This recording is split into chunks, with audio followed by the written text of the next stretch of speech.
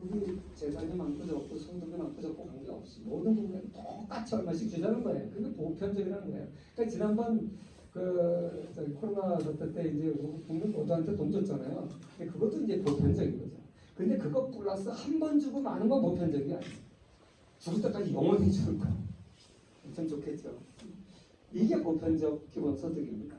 근데 이거를 하는 대신에 기본 전제적으로 지금까지 하던 모든 복지 없앤다는 거예요. 최저임금제도 없애고 뭐 의료복지 다 없애버리고 요거만 딱 주는 거예요. 어느 정도 주느냐 나라 능력에 따라 다르겠지만 요거 가지고 그러니까 걱정 없이 4인 가족이 살 수 있게 기본소득은 주자. 이런 아이디어예요. 근데 이걸 이제 이론적으로는 왜 좋으냐면요. 사실 복지국가가 낭비가 심하잖아요. 공무원들의 행정비용도 많이 들고 부정부패도 심해질 수 있고 똑같이 주니까 행정할 게 없어요. 공무원 다 잘라버려도 돼요. 똑같이 통장으로 이제 자동으로 은행 통장에 꽂아주면 되니까 이 행정할 게 없거든요. 공무원 다 잘라버려도 돼요. 보건복지부도 필요 없고 다 필요 없어. 군인들만 남겨놓으면 돼요. 다 잘라요, 다 잘라. 다 잘랐습니다. 그 다음에 그러니까 이게 행정도 단순화되고 관료주의적 경제성도 없어지고 이게 아주 좋다 그런 건데 문제는요 이게 반대하는 사람들이 많아요. 뭐냐면 야 부자들 왜 돈 주냐 그거였어요. 야 부자들 뭐하러 주냐 그거예요. 그러니까 이게 재정이 풍부하면 부자까지 줘도 재정이 없는데 부자들 뭐하러 주냐. 그 다음에 이제 사회보장제도의 기본 원칙에 위배된다 이거예요. 사회보장제도의 기본 원칙이 뭐냐면요. 쉽게 얘기해서 이거예요. 병이 들었거나 장애가 있거나 나이가 어리거나 나이가 너무 많거나 월급 일을 못하는 사람한테 도와주는 게 사회보장제도예요. 근데 보편적 복지제도라는 것은 멀쩡한 사람한테 주는 거니까 원칙에 위반되는 거죠. 그러니까 이제 이 두 가지로 이제 반대하는 거예요. 근데 찬성하는 사람들은 왜 찬성하냐면요. AI 때문에 그래요. 4차 산업혁명. AI 때문에 일자리가 생긴다 없어진다 말이 많죠. 지금 대부분 지금 없어진다 쪽으로 많이 얘기하고 있어요. 근데 이제 우리 보수 쪽에서도 이병태 교수라든지 전민재 씨라든지 이런 분들은 뭔 소리냐. 산업혁명 이후에 뭐 맨날 이런 일은 있었다. 늘 새로운 기술 혁신이 있고 그것 때문에 이제 직장을 잃은 사람도 있었지만 더 많은 새로운 직장이 생겨났고 새로 생겨난 더 많은 직장은 눈에 안 보이기 때문에 모를 뿐이지 결국은 다 대체되지 않았냐. 그러니까 지금 AI 혁명, 로봇 혁명 이것도 마찬가지일 거다. 이렇게 해가지고 이 찬반 양론이 이제 팽팽해요. 누가 맞을지는 사실 저도 알기 어렵습니다. 그런데 한 가지 분명한 건요. 과거의 기술 혁신하고 지금의 기술 혁신은 확실히 달라서 다릅니다. 진짜 일자리가 어마어마한 속도로 파괴되고 있고요. 그 파괴되는 일자리를 대체해서 새로운 기술을 익히는 데 시간이 너무 많이 걸려요. 그렇게 희생자가 많은 건 사실이에요. 지금 많은 젊은이들이 정말 취직 못하는 거 보면 알잖아요. 우리 때요. 대학원으로 공부 한 글자도 안 했는데 평균 서너 개씩 합격했어요. 우리처럼. 지금 애들한테 보면 꿈이죠. 그것도 전부 대기업. 그러니까 이게 눈에 보이잖아요. 그런데 이거 뭐 괜히 학자들끼리 논쟁해봐도 소용없고 당장 일자리가 부족한 건 사실이고요. 그 다음에 세계적으로 많은 연구들이 앞으로 제3차 세계대전이 일어나면 일자리 전쟁이라고 그랬거든요. 근데 지금 트럼프가 하는 게 일자리 전쟁이에요. 다른 거 아니지 않습니까? 워스트레이트 쪽에 일자리 주겠다면 그래서 대통령이 된 거고. 그러니까 여기 일자리 전쟁인데 이 직장을 못 구하니까 불안한 거예요. 그러니까 이것 때문에 원래 아까 얘기한 건데 복지 기본은 일 못하는 사람한테 복지해 주는 건데 이제는 멀쩡한 사지 닫고 대학까지 나왔는데 일자리 없는 현실이에요. 그러니까 과거하고 패러다임이 바뀐 거예요. 복지 개념이 바뀌어버린 거예요. 그래서 기본복지라는 컨셉은 처음에 좌파에서 나왔는데 이걸 프리드만이라든지 우파학자들이 받았어요. 옳다죠. 그리고 지금 이게 우파 정책이 좌파 정책이 헷갈릴 정도로 차이점의 좌파는 기존 복지 다 주고 또 주자는 거고요. 프리드만이나 이 우파학자들은 기존 복지 싹 없애버리고 주자는 거예요. 너무 극과 극이에요. 그 절충안으로 낸 게 이번에 30년대 박태선 교수가 되는 이제 안심령. 그래서 제가 이제 상당히 일리가 있어요. 그래서 토론을 우리가 많이 했는데 그걸 가지고 적극적으로 밀자. 그래서 저도 지금 그 박태선 교수를 지지 발언을 지금 하고 있습니다. 왜 그러냐면 갑자기 제일 첫 번째가 복지의 기본 원칙은 지금 바꿔야 될 때다. 누구나 다 줘야 된다. 그다음에 복지 사각지대가 있잖아요. 행정적으로 분명히 어려운데도 여러 가지 까다로운 조건 때문에 못 받는 사람, 지난번에 그 성파 3모녀 자살 사건 같은 것도 복지 사각지대에서 발생한 거거든요. 그런 거 없어질 수 있어요. 그리고 이제 두 번째 복지 받는다 그러면 심리적으로 위축이 되고요. 사람들이 그렇잖아요. 아무튼 그래서 이 지지하는 사람들은 이게 좋다 이렇게 얘기를 해요. 근데 문제는 전 국민이 걱정 없이 살 정도로 돈을 주려면 도대체 나라가 얼마나 부자여야 되냐?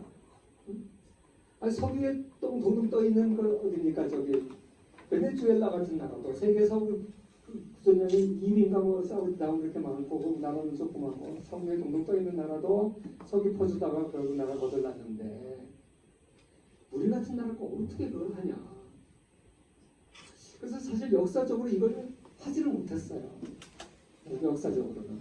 그래서 이제 한 사람 반대하는 사람들이 뭐냐면 역사적으로 이게 아무도 못하지 않았냐? 그러니까 이거 실현 불가능이다 이렇게 얘기하는 거죠.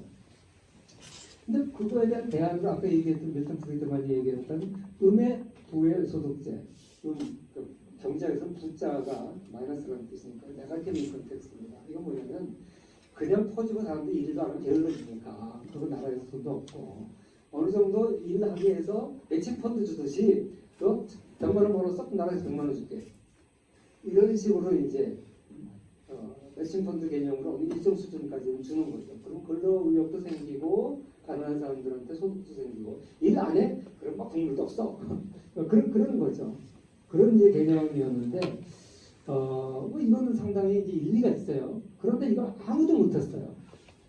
그리고 실질적으로 여러 나라에서 실험을 했습니다. 한번 해보자. 그래가지고 총선에 붙였는데요. 대부분의 나라에서 저 스위스에도 지고 핀란드에도 국민들이 선택을 안 해요. 또 왜 선택을 안 하나 봤더니요. 부유층 입장에서는 어차피 저거 결국은 세금 올라간다. 그래서 부유층이 반대하죠. 저소득층은 기존의 사회보장제도가 없어질 거 아니냐. 그러니까 그걸 즐기는 세대는 또 반대하는 거예요. 설마 다 같이 나눠주는데 내 몫은 줄어들겠지. 이렇게 되는 거죠. 그 다음에 공무원 제일 싫어해요. 공무원 다 싫어해요. 그러니까 여기 빼고 저기 빼고 저기 빼니까 국민들이 져요. 그래서 실질적으로 여태까지 이제 안 되는데 사실 이 나라들이 하겠다고 한 게 엄밀한 의미에서 기본소득제가 아니에요. 지금 이거 지금 복지 이거 빼면 칼부림 나니까 못 빼니까 이것도 주고 조금 더 주는 뭐 이런 거거든요. 그러니까 별로 그렇게 인기가 없는 거예요. 그래도 요새 미국에서 재밌는 실험이 시작됐어요. 2016년에 그 Y 컴비네이터라고 하는 회사에 사장인데 샘 알트만이라는 사람인데요. 자기 사재 1,000만 달러, 우리나라 돈으로 120억인데 그걸 기부를 해서 그럼 오클랜드 아시죠? 오클랜드 뉴욕 다음으로 살인사건이 많이 나는 버클리 있는 데가 거기 오클랜드예요. 저희 아들이 거기를 나와요. 버클리를 나가서 오클랜드에 한동안 살았어요. 제가 그 전시회 갔다 봤더니 오클랜드에서 방어도 먹고 있다는 무시무시한 동네에 방어도 먹고 살고 있더라고요. 근데 오클랜드가 가난한 흑인 동네인데 여기다가 여기 사람들한테 100가구를 선정해서 자기 돈으로 $2,000를 기본소득을 줬어요. 그렇게 해가지고 이 사람들이 이 돈을 주니까 노동의욕이 없어지든가 생기는 여전히 그 돈을 갖고도 열심히 일하는 거예요. 테스트해보는 거예요. 기본소득을 반대하는 사람 중에 핵심이 뭐냐면 야 등따시고 100% 누가 일하냐. 당장 150만 원 정하라. 그거 가지고 그냥 조금 안 먹고 살고 내 일 안 하겠다는 사람 얼마나 많은데 그럼 결국 이 나라에 누가 일하냐? 이런 논리거든요. 그래서 이 사람이 그 실험을 한 거예요. 5년 계획이에요. 그러니까 내년에 끝나요. 근데 아직 실험 중이에요. 아직 안 끝났어요. 거기서 그 100가구의 심리 상태 이 사람들이 5년 동안 이걸 줬더니 어떻게 반응을 하는가 이런 거 이제 실험을 하고 있어요. 이런 단계고 아직 세계적으로 제대로 실험하는 나라가 없어요. 만약에 우리나라가 한다면 전 세계에 관심을 끌 겁니다. 그래서 이제 극과 극 그러니까 프리드만 얘기한 것 같이 이제 이런 전 모든 복지를 없애고 이걸 대신하는 방법 그 다음에 좌파에서 얘기하는 거 있지, 복지 꽉 붙이면서 하는 방법. 요 두 개의 중간 정도로 약간 변형한 게 성신여대 박희성 교수가 얘기할 안심소득제예요. 안심이라는 단어를 쓴 게 기본이라는 단어인데 베이직이라는 단어 대신에 안심이라는 단어를 쓰는 것이 뭐냐면 이 정도 있으면 적어도 굶어 죽지는 않고 기본 생활은 된다라는 정도를 주자. 그래서 이 사람은 다 계산을 했어요. 근데 또 기본 복지를 싹 다 없애버린 반발이 너무 심하니까 줄이는 거는 생계, 주거, 자활급여, 근로, 자녀, 장려금 5가지 복지만 줄이자. 나머지는 다 주자. 왜? 이 5가지가 제일 큰 금액이에요. 왜냐면 어차피 이거 주면 따로 이중으로 줄 필요 없잖아요. 기본 그 돈을 주면. 그리고 연 6천만 원이면요. 연봉 6천만 원 4인 가족 기준으로. 한 달에 500만 원이잖아요. 한 가족이. 그건 먹고 살만하잖아요. 그러니까 그거의 절반 3천만 원. 그러니까 한 달에 4인 가족으로 한 달로 치면은 250만 원 정도. 그 정도는 돈이 많다 적도 무조건 주는 거예요. 근데 사실 4인 가족이 250만 원을 살려면 핸드폰도 제대로 못 쓸 거예요 아마. 자기 집세도 내야 되고 그리고 여행도 좀 가야 되고 요새 아무리 가난해도 뭐 그런 것도 문화활동을 영화도 좀 봐야 되고 근데 그거하기 조금 부족하단 말이에요. 월 250만 원 4인 가족 살기는. 그리고 애들이 아주 어리면 뭐 살 수는 있겠죠. 학교 다니나 그러면 쉽지 않을 거예요. 그러니까 그 연 3천만 원까지는 무조건 다 주고 그래서 3천만 원 정도 연 주면 4인 가족이 굶어 죽지는 않아요 사실. 그거보다 훨씬 높으니까. 근데 만족할 수준은 아니죠. 그러니까 그거보다 네가 조금 더 벌려면 일해라. 일해서 그거를 초과하는 금액만큼 일했을 경우에 그만큼 나라에서 더 준다. 6천만 원 이하까지는 이런 개념이에요. 무슨 말인지 알겠죠? 그렇게 하면은 사람들이 노동의욕도 안 없어지고 그리고 이 정도 생활은 대한민국 국민이라면 주민등록증이 있는 사람은 누구나 보장이 되니까 좀 리스크를 테이크할 수 있다는 거죠. 예를 들어서 사업을 벌인다든지. 그래서 젊은 애들요 우리나라에서는 이제 취직만 하려고 그러지 말고 회사 차려라 뭐 이제 막 그래요. 그런데 막상 자기 아들이 회사 차린다면 부모들이 다 말려요. 자기 노예로 연금 날라갈까 봐. 사실 그게 현실이에요. 저도 사실 제 제자가 하나 왔더라고요. 회사를 차리겠다고 대학교 4년짜리가. 그래서 그도 집이 제법이냐 뭐 이렇게 물어보니까 집이 아버지 되게 가난해요. 근데 너 취직도 안 하고 회사를 차리냐 그랬더니 뭐 생리대 회사를 갔는데요. 그래서 내가 나뭐 한국만 거지 한편으로 생리대냐 그리고 너 돈도 없는데 실패하면 어떡하려고 그러니? 그래서 제가 이제 뭐라 그랬냐면 일단 기업에 들어가서 5년이고 10년이고 좀 조직상에서 들어가서 좀 사람들 사귀고 노하우 좀 익히고 좀 경험이 쌓여서 요건 이제 되겠다 싶으면 그때 네가 아이템 하나 짓고 나와서 네가 회사를 차리는 거지. 야 맨땅에 헤딩하고 그 돈도 많이 없어가지고 너 실패하면 끝인데 어떻게 그걸 하려고 그래. 당장 저부터 저는 꼰대 세대인가 봐요. 저부터 말려요. 아버지는 당연히 말리겠죠. 부모들은. 이게 우리나라의 모습이거든요. 왜? 망하면은 서커스에서 서커스 하다 떨어졌으면 세이프넷이 없으면 떨어 죽잖아요. 그거잖아요. 다행히 그 친구는요 성공을 했더라고요. 이번에 마스크 때문에 대박 터졌어요. 생리대 만드는 거 마스크 만드는 거 제어가 똑같대요. 그래서 대박 터져가지고 공장새로 성남에다 크게 세웠더라고요. 저걸로 4배 이상을 했다고 그래가지고 줬다고 그랬더니 월급은 없대요. 그래서 제자 AS 하고 있어요 지금. 아무튼 이 세이프넷이 있으면요 젊은이들이 과감하게 장사업도 하고 할 수 있을 거예요. 근데 그게 보장이 안 되니까 못하는 거잖아요. 그래서 저는 이 안이 참 좋다. 근데 문제는 이제 저 5가지를 없애고 이걸 하는 걸 찬성해 줄 것이냐. 우리나라 강성노조가 그게 쉽지가 않아요. 이건 쉽지 않습니다. 그래서 이거는 정권을 우리가 잡으면 그쪽에서 강하게 한번 추진해 볼 필요가 있어요. 이런 걸 이제 그 계산을 다 한 거예요. 그래가지고 이렇게 하면 되겠다. 자세한 이제 이 얘기는 다음 기회에 제가 박태성 교수한테 와서 강의를 시간이 좀 다 돼가지고 그래서 이제 그 장단점 뭐 얘기하고 그래서 요게 제일 핵심 그래프예요. 그래서 이제 3천만 원까지는 무조건 여기 제가 보이나요? 보이고요. 3천만 원까지 무조건 주고 그거 이상으로 이제 조금 더 일하면 나라에서 조금 더 주기 때문에 그리고 이제 주는 금액을 굉장히 줄이기 때문에 6천만 원 이상 넘어서 벌고 이제 안 주는 거예요. 그러니까 지금 현 소득보다 3천만 원까지 주면 이제 여기까지만 주는 건데 그거 이상을 줄 수 있는 거죠. 그러니까 근로 의욕을 약간은 부추기면서 그리고 대한민국 국민이라면 그 한 달에 250만 원 받고 4인 가족이 그냥 먹고 사는데 만족해 그러면 그렇게 살아. 아니 고령자들이라든지 이런 사람들은 250만 원 나누기 4하면 4, 7, 28분 70만 원 좀 안 되나요? 또 부부는 140만 원이니까 고령자들이 아주 기본적인 생활을 하잖아요. 또 그런 식으로 안심하게 살 수도 있다.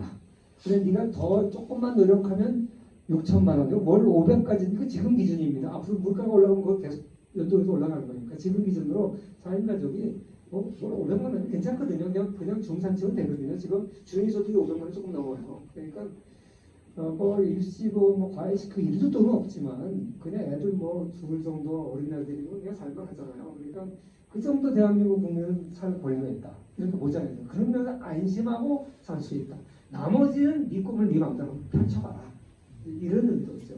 그래서 저는 이런 식으로 너무 이제 제가 왜 이제 이런 얘기를 하냐면 시장 경제에 대한 반발이 정말 심해요. 기업에 대한 반발이 굉장히 심해요. 우리는 보수파들은 불안한데 그런 생각이 너무나 많아요. 그게 표로 연결 안 되면 기업이라고 얘기하면 처음부터 표 얘기예요. 그러니까 어느 정도 표심도 잡을 수 있으면서 자본주의의 단점을 어느 정도 보완하면서 그 다음에 우리가 이제 그 이상으로 할 때는 철저하게 이제 능력 위주, 기회 평등, 그건 그 다음 얘기고 그 밑에까지 보장하는 건 필요하겠다. 그래서 앞으로 이런 얘기를 드려봤습니다. 우리 저도 그때 그 대표님께서 우리 거기서 이제 박사 교수 불러서 아마 강의를 그때 한 걸 가지고 있는데 토론은 다음에 하죠. 잠깐만. 예, 예. 그거 경쟁력은 좀 떨어지는데 잠깐만 해보면 우리가 같은 우파 쪽이지만 좀 생각이 되게 다를 수 있거든요. 일단 그러셔야 되거든요. 근데 제가 한 2, 3번만 얘기할게요. 그럼 뭐냐면 예를 들어서 이렇게 얘기해보죠. 안심소득세, 안심소득 하나죠. 그러면 안심성적세는 어때요? 예를 들어서 우리 수강을 하는데 F를 30% 줘요. 그러면 불안해. 그거 C야. 그러면 안심 성적세, 안심 학점제. 그러면은 미니멈 개런티 B 마이너스, 아웃 개런티 U B 마이너스. 그러면은 진짜 안심 성적제죠. 편하잖아요 모든 사람. 그럼 옛날에는 그냥 내가 F 맞으면 어떻게? 머리 싸매고 근데 그게 없으니까 자발적으로 공부하고 창의적이 되고 될 것 같아요. 예를 들어서 지역이라는 개념이 없는 종류가 없어요. F가 있어야 성적이 되는 겁니다.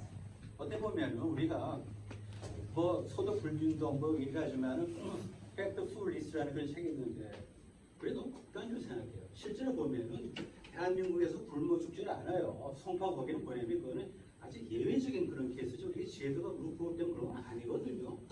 그러다 보니까 지금 사실은 제가 화가 나는 게 김정인 씨를 뺄게요. 그 사람이 뭐냐면 미안하지만 안심소득제는 아니죠. 뭐. 기본소득제를 갖다가 거기다 딱 집어넣었어요. 그리고 또 하나 뭐냐면은 팬데믹 플러스 AI가 겹쳐져서 시장에서 다 악이 다투면 그러니까 국가 개입해서 기본소득을 줘야 된다라고 생각을 해요. 그게 김정인이 아이디어가 도대체. 그러면은 미국 같은 나라가 그게 좋다면 얼마나 그게 팩트 잘 되겠어요. 기회를 모으는 나라니까. 근데 기본적으로 스위스 정도만 되더라도 1,100만이 안 돼요. 거기도 이게 문제가 돼요. 그러니까 이거는 아주 예를 들어서 공동체주의가 강한 그런 스칸디나비안 정도에서 한 인구 아시지만은 스웨덴 950이에요. 핀란드 500만 밖에 안 돼. 그런 데는 한번 실험해 볼지 몰라도 저렇게 하면 기본적으로 기존의 어떤 그 사회보장제도를 스크랩을 못해요. 안 돼. 그러니까 덕지덕지도 되는 거예요. 그러니까 지금 뭐냐면 일을 하자면 같이 설득을 해야 되는데 저런 식으로 보면 저기 있네? 세이프트넷? 아니에요. 저 말이 맞다면은 안심 성적지도 맞아야 되는 거예요. 왜 도대체 우리가 공부할 때 우리가 고민합니까? F 때문에 우리가 공부하는 거예요. 그 제도는 나쁜 게 아닙니다. 그러니까 여러분들이 여기까지 오셨지.